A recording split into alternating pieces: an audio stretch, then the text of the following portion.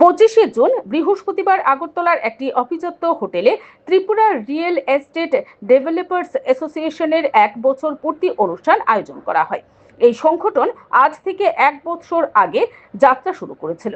বিভিন্ন সমস্যার সম্মুখীন হওয়ার পর সমস্ত বিল্ডাররা একজোট হয়ে এই সংগঠন গড়ে তোলা হয়। সমস্যার সমাধানে মেয়র দীপক মজুমদার সাহায্যের হাত বাড়িয়ে দিয়েছেন। তাছাড়াও বিভিন্ন দপ্তরের আধিকারিক যেমন আরবান ডেভেলপমেন্ট ডিরেক্টর তমাল মজুমদার, চেয়ারম্যান বিদ্যুৎ দত্ত, নোডাল অফিসার প্রিয়ব্রত ভট্টাচার্য এবং ত্রিপুরা মার্চেন্ট অ্যাসোসিয়েশনের সম্পাদক সুজিত রায়।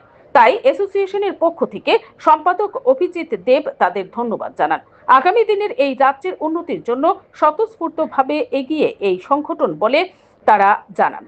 আজকের সভায় উপস্থিত ছিলেন সভাপতি অসিত বরণ সাহা, সহ-সভাপতি লিটন সাহা ও দিলীপ সূত্রধর, কোষাধ্যক্ষ সুমিত সাহা, সহ সম্পাদক পার্থ শর্মা ও নিখিল দেবনাথ ও অন্যান্যরা। Bureau report, BTV Tripura news.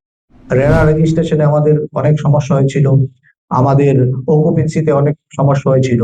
এই বিষয়গুলো নিয়ে যারা ডিপার্টমেন্টের কর্তৃপক্ষ ছিলেন, ইউডি ডিপার্টমেন্ট, টি রেরা ডিপার্টমেন্ট এবং মিউনিসিপ্যাল কর্পোরেশন, ওই দপ্তরগুলোর সঙ্গে আমরা সবাই যৌথভাবে যোগাযোগ করি এবং কিভাবে এই সমস্যাগুলো সমাধান করা যায় সেই ক্ষেত্রে আমাদের রাজ্যের মাননীয় মেয়র সাহেব আমাদের যথেষ্ট সহযোগিতা করেছেন। আমাদের ইউডি ডাইরেক্টর তমাল মজুমদার উনিও সহযোগিতা করেছেন। নোডাল অফিসার প্রিয়ব্রত ভট্টাচার্য উনিও সহযোগিতা করেছেন।